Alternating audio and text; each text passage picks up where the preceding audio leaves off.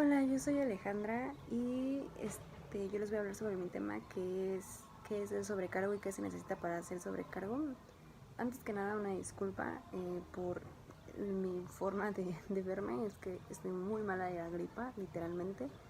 Eh, bueno, yo elegí este tema por dos razones. La primera porque la estudié, esa carrera la estudié, es mi primer carrera.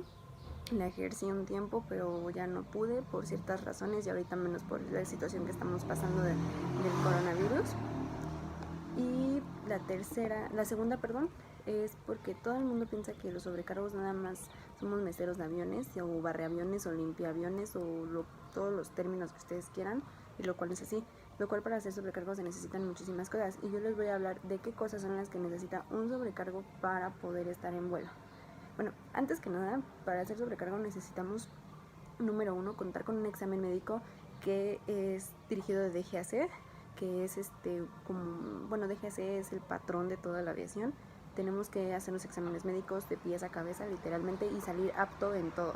No podemos alcoholizarnos, no podemos fumar, tenemos prohibido hacer ciertas cosas como, que será para ponérselo más fácil, no estar mal de la vista, no estar mal de la mente, tener cierta altura.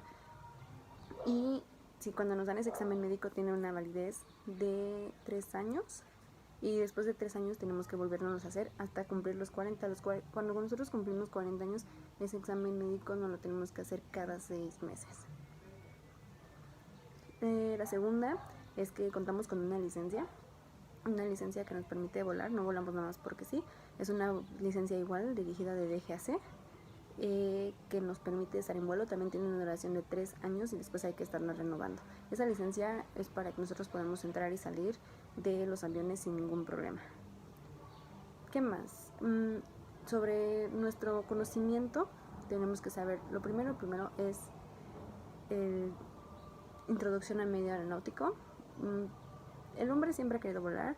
Desde el principio las personas pensaron que bastaba ponerse un par de alas para volar como los pájaros y ya con eso nos íbamos a levantar al aire y bla bla bla, ¿no? Y de ahí surge la leyenda de Dédalo e Ícaro, que quienes, para escapar de una isla desierta de Creta, unieron plumas de pájaros con cera de abeja y crearon un par de alas cada quien. Cada uno creó un par de alas y consiguieron abandonar la isla, pero volaron demasiado cerca del sol y ellos pues tuvieron que caer, ¿no? Cayeron como, ahora sí, como que soldados caídos, porque sí volaron demasiado cerca del sol y ya no pudieron salir. O sea, salieron de la isla pero quedaron en el mar. Cuando cayeron quedaron en el mar y se mueren. El hombre fue investigando año con año, década tras década, siglo con siglo, fue investigando cómo es que podía seguir arriba, cómo es que podía volar, cómo es que un cuerpo podía estar arriba y cómo inventar aparatos para poder volar. También tenemos, por ejemplo, a George Kelly, que él experimentó con cometas normales, y después lo hizo con cometas tripulados con animales o con cosas. También tenemos lo que es los hermanos Wright. Ellos fueron los primeros en crear un avión. Ellos crearon su avión y todo, y solamente volaron 2 metros. Su vuelo fue de 10 segundos, pero fueron los primeritos en estar en vuelo. Creo que fue como a 400, a 4 metros o 5 metros que su avión voló. Y de ahí surgen más hechos, más investigaciones, empiezan a crear las avionetas, los globos aerostáticos, los aviones pequeñitos, los aviones más grandes, y empezamos con vuelos comerciales. Y la primera sobrecargo que estuvo en vuelo real fue Ellen Church. Ellen Church era una enfermera. Bueno, ella deseaba ser piloto aviador, pero en esos tiempos pues las mujeres no teníamos tanto valor. Entonces ella decidió hablar con el creador de Boeing y decirle, ¿sabes qué? Yo quiero volar como sobrecargo, yo sé enfermería y yo estoy apta para estar ahí arriba. Entonces, para que los pasajeros tuvieran y fueran más cómodos, ella hace eso la verdad fue la primera sobrecargo, una tripulación grande de enfermeras, como 10, y empiezan a volar todas con, o sea, como sobrecargos, pero era específico que subieran a enfermería, si no, no las dejaban subir al avión. Y de ahí fuimos plasmando hasta lo que ahora es el vuelo comercial y con los aviones que ahora conocemos, con las aerolíneas que ahora conocemos como son Aeroméxico, Interjet, Volaris, Viva Aerobus, Manchartens, Aeromar. Hasta ahorita, en la fecha, son los que tienen aviones más actualizados y aviones que realmente pues son comerciales en todo sentido. También tenemos que saber sobre inglés técnico aeronáutico, ese de ley. En inglés es el idioma para que una sobrecargo esté ahí arriba, es su segundo idioma después de su idioma original. También tenemos que saber sobre reglamentación aérea. La reglamentación aérea es como que nuestro reglamento, pero ya por ley, para que nosotras tenemos que saber de ley. Y, por ejemplo, empezó en 1994, 52 países suscribieron acuerdos de cooperación internacional en materia aeronáutica, en lo que después se conoce como la Convención de Chicago. Aunque no era la primera reunión de su tipo, sentó procedente en la forma en que los países colaboran de materia de aviación para reglamentar el tránsito de vehículos sobre espacios aéreos. Cuando nos referimos a reglamentación aérea, hablamos sobre todos los artículos y leyes que refieren a esta, tanto nacional e internacional. De ahí hablamos sobre la aerodinámica. La aerodinámica es, por ejemplo, las dudas, ¿no? Si alguna persona nos llega a preguntar por qué vuela un avión, se podría responder claramente, o sea, la gente, nadie sabe realmente bien por qué un avión está arriba. Pero la aerodinámica estudia las fuerzas que un viento relativo ejerce sobre el obstáculo sumergido en él. Desde este punto de vista tan general, las aplicaciones de la aerodinámica no se reducen exclusivamente al estudio de las fuerzas sobre aviones más o menos clásicos, sino transcienden de otros muchos campos por el efecto que arrastre, que es característico de ciencias y técnicas avanzadas. Podemos saber por qué vuela un avión, cómo está construido un motor, qué es lo que hace que un avión pueda fallar, qué es lo que hace que un avión no pueda fallar, cómo está vinculado por dentro y por fuera, cómo se llama cada parte del avión, porque tienen su nombre especial, ¿no? Específico. De ahí nos pasamos a la meteorología. También tenemos que saber mucho sobre meteorología, esa es como que una base también. Porque esa es la ciencia encargada del estudio de la atmósfera y de sus propiedades y de fenómenos que en ella tienen lugar, los llamados meteoros. El estudio de la atmósfera se basa en el conocimiento de una serie de magnitudes o variantes meteorológicas como la temperatura, la presión, la humedad, los climas, la atmósfera. Entonces hay que checar cómo varían en espacio y tiempo y su razón de estudiar la atmósfera y sus propiedades desde una perspectiva física.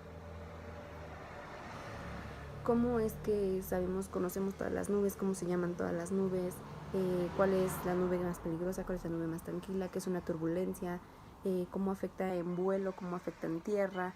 Todo eso tiene que ver con la meteorología.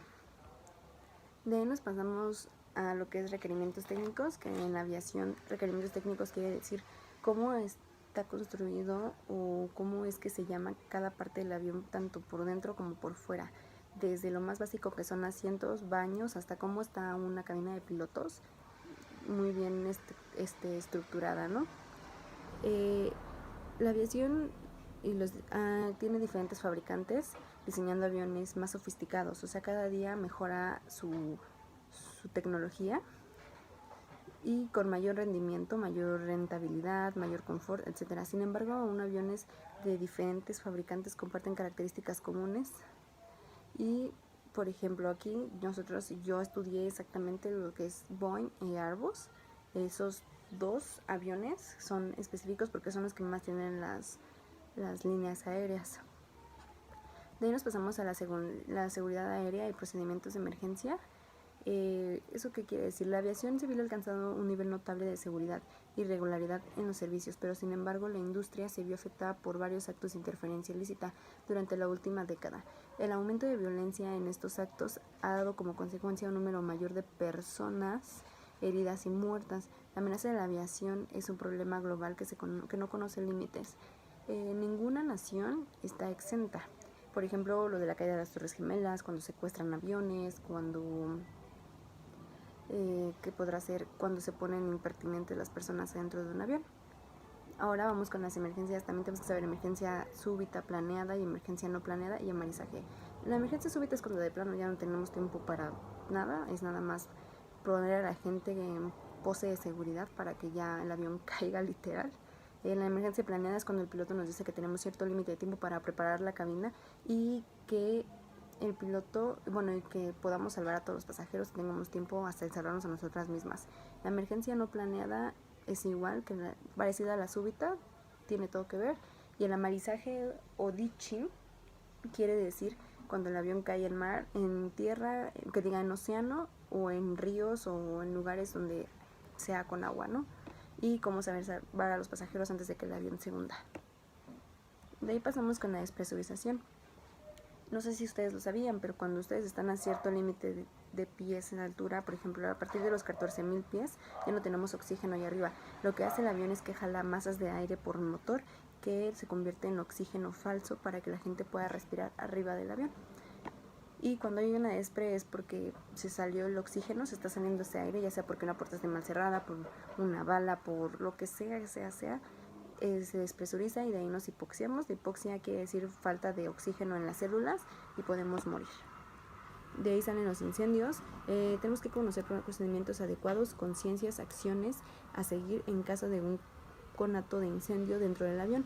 Es de vital importancia ya que muchas veces la vida y la seguridad de los pasajeros y tripulantes se determinan por estas acciones. Por ejemplo, tenemos que saber usar todos los tipos de mascarillas, las PVC, tenemos que saber cómo actuar, cómo usar un extintor tanto de agua como el de halón. Tenemos que saber todo eso y cómo actuar, cómo mover pasajeros y hasta cómo curar heridas que se provoquen por incendios. De ahí seguimos con servicios a bordo. Bueno, eso ya lo sabemos todo, lo típico de los meseros. Tenemos que saber cómo dar una buena atención al pasajero para que el pasajero vuelva a la aerolínea sin ningún problema.